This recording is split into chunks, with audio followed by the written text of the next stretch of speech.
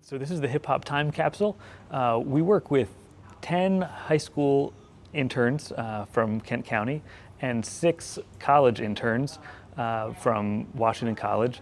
And what we're doing is we're exploring the history of African Americans in Kent County, the history of African American music, and the history of hip hop by exploring the Chesapeake Heartland's digital archive, which includes a wide range of digitized cassette tapes from Miss Irene Moore that sample gospel and other local musical performances, as well as many of our oral histories that have been conducted by the Chesapeake Heartland that explore that history of African Americans here in Chestertown and beyond.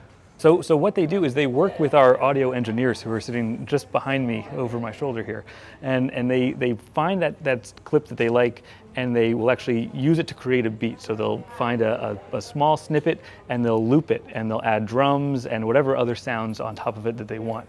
And it's really, they're recontextualizing the past, and thinking about the future. So, and we started this program, we looked at some of the documentaries of those early years of hip hop with the actual vinyl, the physical material samples. So this is very similar to that, but rather than working with actual cassette tapes or actual vinyl, what we can do is we have all of these audio files digitized, and the audio engineers are able to take small snips of that and loop them around, change the pitch, change the tempo, manipulate them all kinds of different ways using the digital audio workspaces. We have so many oral histories in the Chesapeake Heartland archive, and most of them are conducted by Washington College students with African American community members in Kent County. And so we have clips that range from things as heavy as experiences with segregation and racism, to things that are as lighthearted as recipes for white potato pie, and everything in between. So what we really want to do is show African American history in its full scope, not just a very limited kind of negative. We want to show both the positive and the negative. We want to give the full story. And so we have clips that students can work with that span that range. And sometimes students will find a small clip that they just want to repeat. So we have one sample that we've been working with, which is just, "I can depend on God," and that repeats over and over again. It's just this kind of clip from a gospel song, and it's repeated over and over again into a hip hop beat.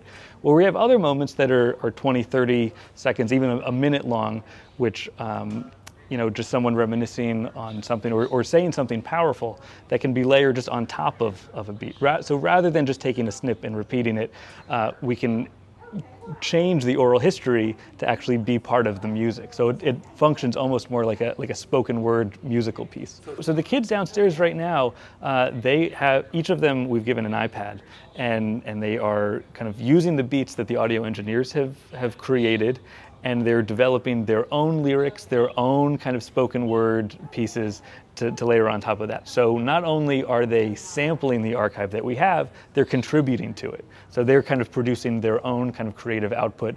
And some of them are producing, just sort of spoken word poetry. Some of them are rapping, some of them are singing. It's kind of a great way to explore African American history in Kent County in these kind of creative ways.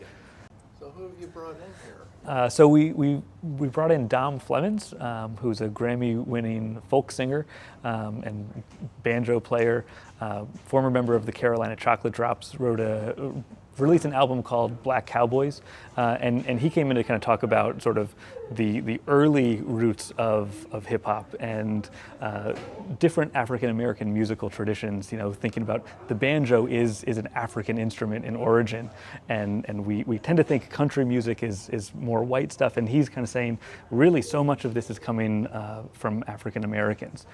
So he played us a whole bunch of different ragtime tunes and shoe shine numbers that kind of anticipate what we think of as rapping today. We also had Karen Sommerville, who's a sort of local celebrity around here, and she came in and sang a few songs a cappella for us and talked about how she thinks about the Kent County sound, thinking about that sort of a cappella gospel, which is really unique to this area. Gospel without instrumentation and an especially bluesy gospel sound, which was wonderful. We had Von Bratcher here just this morning, who is a jazz neo-soul player, plays the bass.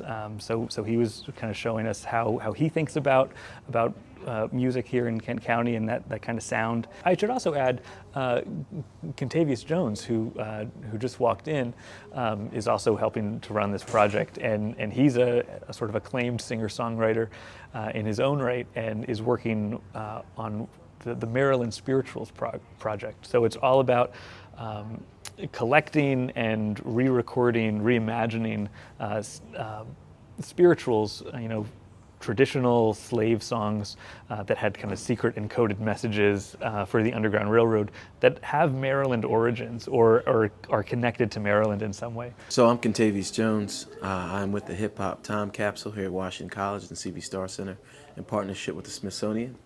And essentially we have a group of high school students and some college interns. They're digging through this archive created by Washington College of Black history through audio recordings, whether it be musical, interviews, and these students are using this archive and the audio from it to create hip-hop songs. So the aim per student is to create 2 to 3 songs, hip-hop songs, and they can vary from being lyrical or the students just reading spoken word over top of the instrumentals. So it's really cool. The kids are developing some amazing themes. Obviously the main ones you could look at when you look at Black history, right? Resiliency, freedom, perseverance, family, community, legacy. So that's been kind of the scope and arc of the work.